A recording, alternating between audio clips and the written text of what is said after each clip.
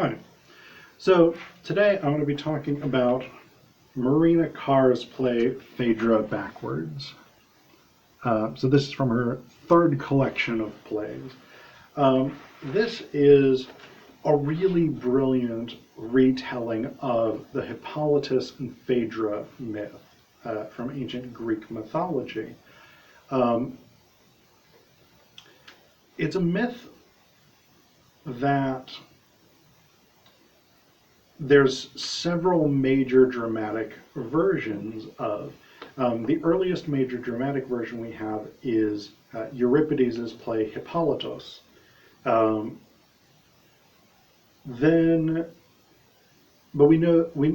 that's an interesting play because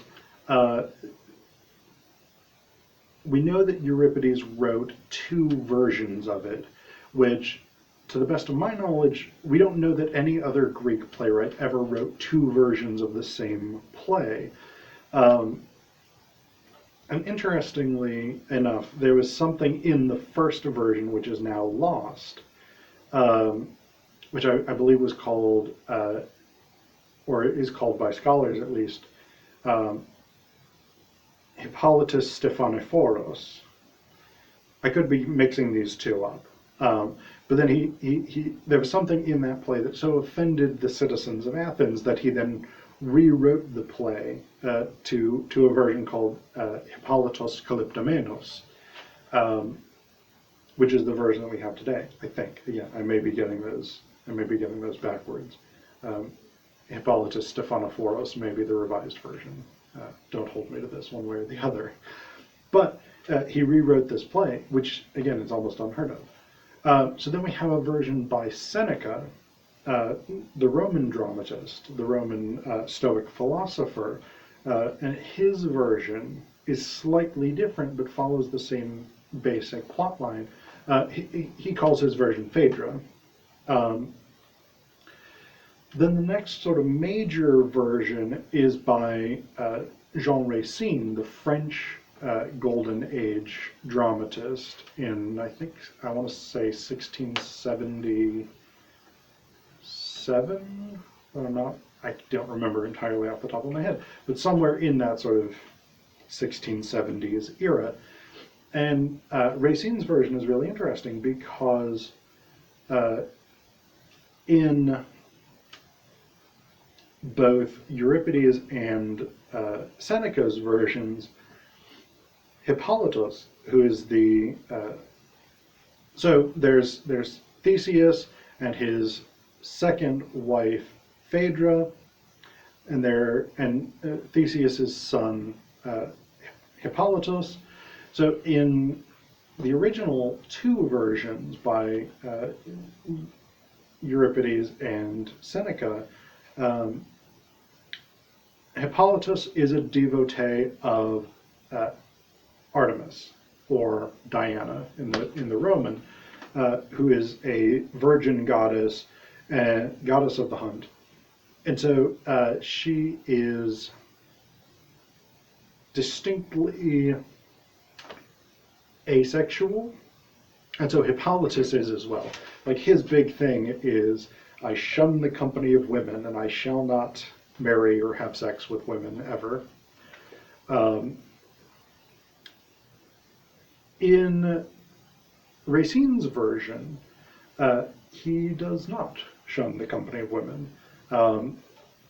He is in love with Aricia, who is the last surviving daughter of the Athenian ruling family who was brutally slaughtered by his father Theseus.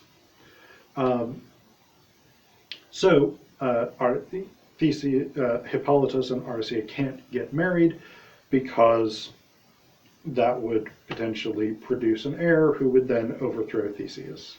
It's a long dynastic issue.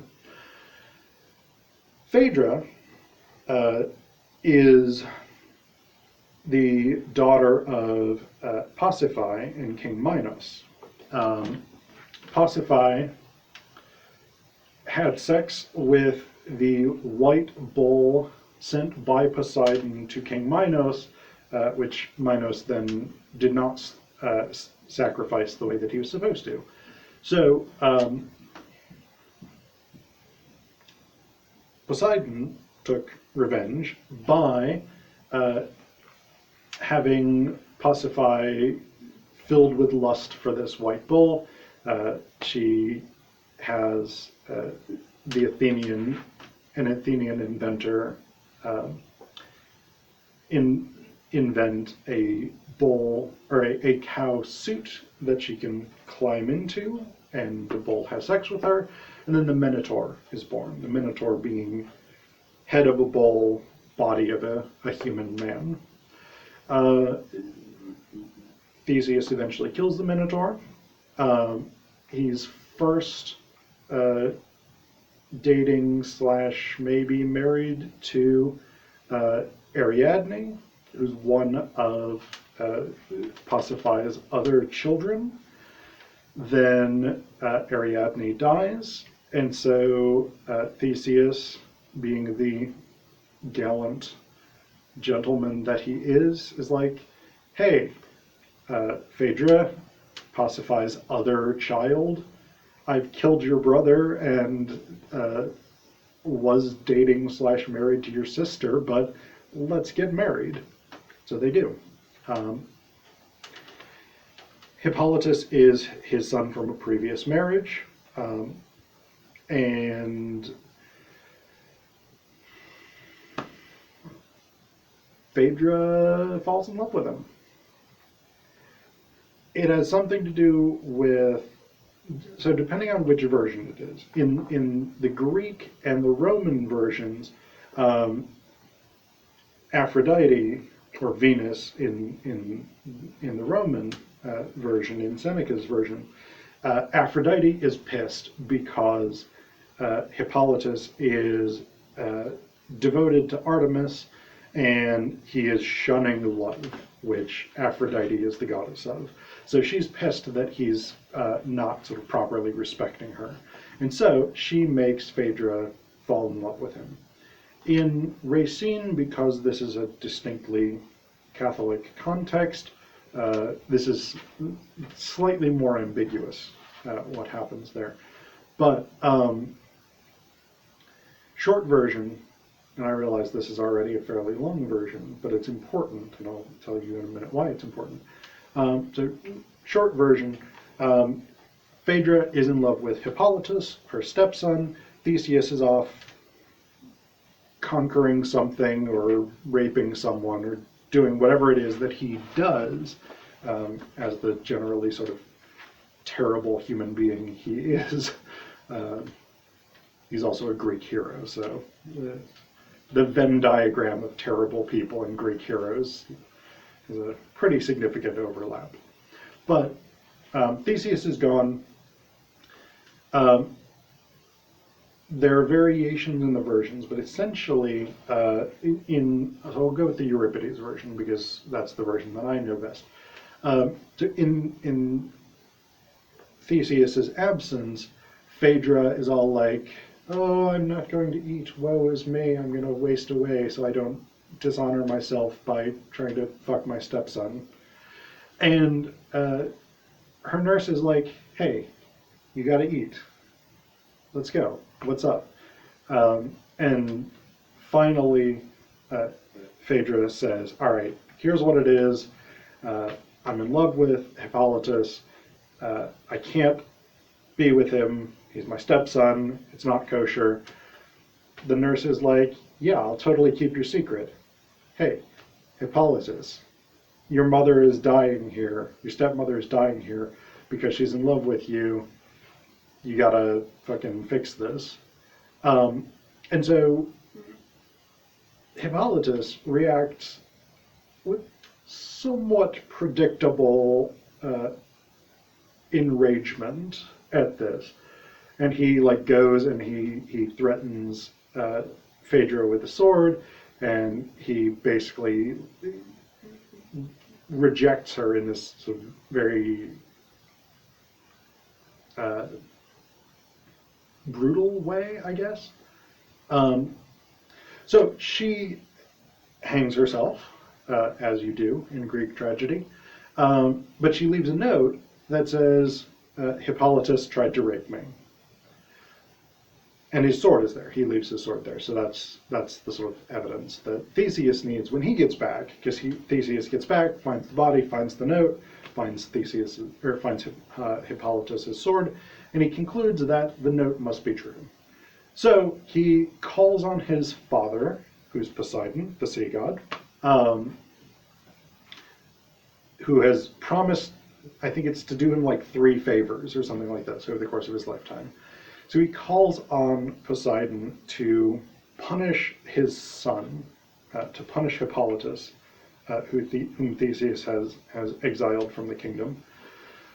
So Hippolytus is riding along in his chariot. Poseidon sends a massive sea bull up out of the ocean, which then terrifies Hippolytus' horses, who crash the chariot and then drag him along the rocks at the edge of the ocean. Meanwhile, Theseus is back in his palace being like, maybe I shouldn't have asked Poseidon to destroy my son. At which point, Hippolytus' nearly dead body is brought on. He's basically like, yeah, man, I didn't do it. I forgive you for my brutal death, though. Then Artemis shows up at the end, and she's like, surprise, Hippolytus didn't rape your wife. She wanted to have sex with him and then killed herself. So Theseus realizes that he was an idiot. So there's variations on this in the 3 versions, in the 3 major versions that we have. But the reason that I spent so much time talking about the Hippolytus myth is that it's really central to what Carr is doing in her version. Because her version is a postmodern take on the play. So a lot of the postmodern component deals with temporality, deals with the time through which the play is organized. So, and actually, we get this even from before the beginning of the play, if you're reading it, because under the setting, it says time, now and then and now, always. So we get this sort of notion that this is circular, this is cyclical, this is recurring in some way. Like, this is a postmodern conception. We see this all the time in postmodern drama, this notion that like time is collapsed on itself and events that are chronologically very far apart may be occurring simultaneously. So, skipping the prologue, scene 1 of the play actually starts at the end of the myth cycle, because we come in and Theseus is telling Phaedra, who here hasn't hung herself, that he's just gotten a phone call saying that Hippolytus has been killed going over the cliffs.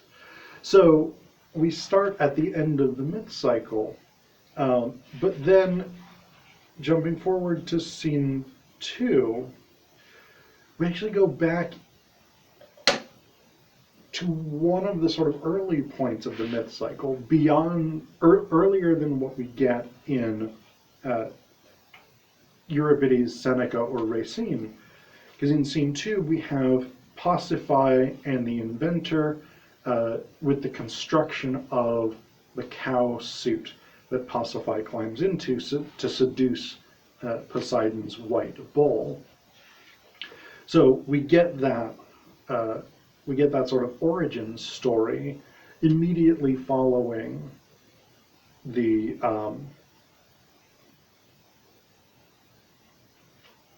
end of the myth cycle.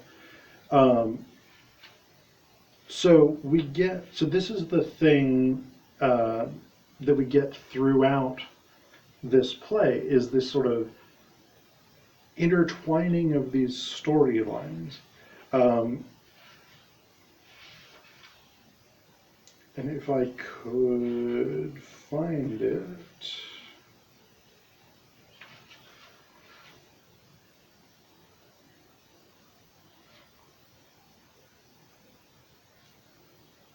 I'm not sure I'm going to be able to find it right off the top of my head, but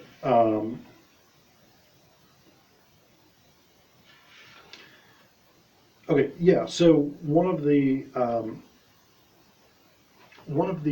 components of one of the really interesting components of this temporal play is the character of the Minotaur, who is Phaedra's brother, half-brother, I guess, technically. Same mother. Her father is Minos, his father is Poseidon's white bull. But the Minotaur is this sort of out-of-time character. Also, he was murdered by Theseus, so that's an important component in their relationship. But he comes through time, really. He's this sort of archetypal figure in the Jungian sense of the archetype, being this sort of shared cultural symbol that develops meaning and that helps us as human beings to sort of understand the psyche and the way that our psyche is shaped through symbols. So Ariadne at one point, Ariadne, this is scene 8, Ariadne also sort of back from the dead because Phaedra's dead family members come back and actually pretty graphically hang her. In the original production, they hung her from a meat hook in center stage, but it's not, the text isn't sort of clear on how they do it. It's just they suspend her mid-air and they start like biting pieces out of her. But Ariadne says of the Minotaur, he was the original nightmare and vision slipped through eternity's seam. So we've got this sense that this character is outside of time, and that we get these sort of eruptions of the Minotaur interacting with people in this sort of semi-conscious way. So there's definitely these sort of psychoanalytic elements, but it's also a postmodern gesture because we have a character who's sort of taken out of time and who can re-enter time where he wants to. And so that notion of like threading the story back and forth, rethinking it, re-entering characters who have no chronological business being in particular places, all of this sort of raises questions about the structure of the play, the structure of the myth, which I think is actually a really, really interesting gesture because of the way that myth is transmitted. So myth is not a single solid story that gets repeated. Myth is a set of bits and pieces, a set of stories that as they get retold, they get changed. So, for instance, when we move from Euripides to Seneca, in Euripides, Phaedra leaves a note saying, Hippolytus tried to rape me before she hangs herself. In Seneca, Phaedra publicly announces to the chorus of townspeople, Hippolytus tried to rape me, I'm off to hang myself now. In, I don't remember what Racine does with it off the top of my head, but I think it's a public announcement as well. In Phaedra Backwards, there's no announcement of this one way or another. The rape accusation is never made. There's something, Phaedra makes a vague sort of reference. Theseus, she gets after she's bitten up by her dead family, Theseus asks what happens, and she makes some sort of vague reference like, ask your son, at which point he assumes that she means Hippolytus tried to rape me. But this is the way that myth is transmitted, and I think this is one of the really important things about the way that Carr is playing with the structure here, is we're getting that sort of mythic transmission of reshaping stories based on the author's particular cultural values and cultural moment.